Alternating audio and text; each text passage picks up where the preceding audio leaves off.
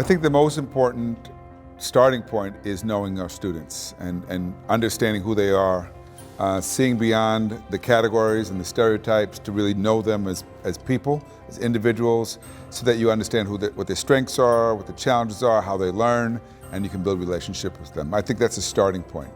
Beyond that, there are systems in schools that help to further equity, intervening early when we see kids aren't performing, getting teachers to work together in teams so that they are not doing this work in isolation, getting parents involved. All that is part of any equity agenda.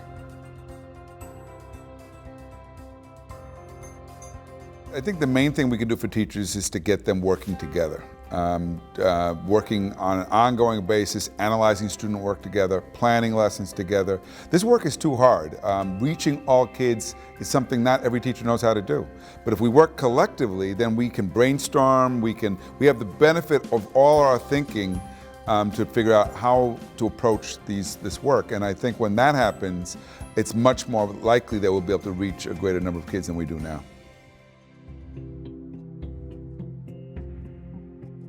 The three takeaways I would say is I want, first of all, them to be empowered and not feel overwhelmed by the challenge, to believe that they can do it. Hopefully I appeal to their ego, right? To believe that I'm good enough as a teacher to reach my kids.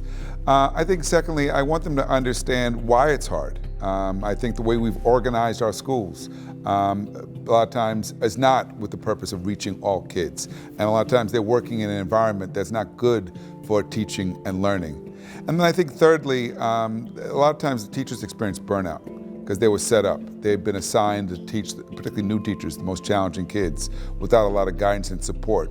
And that's why colleges and universities play such an important role in supporting teachers, because this work is difficult. So all those things I think are part of it. And it's not, hopefully they got the message that it's nothing wrong with asking for help and saying that I'm not doing this very well right now.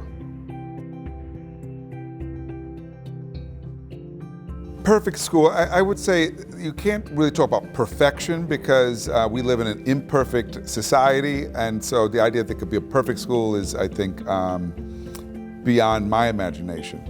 However, I can imagine, and I get to see schools that are doing things really well, where they are in fact meeting the needs of kids. And that's because they've created the conditions in school that are really right for good teaching and learning.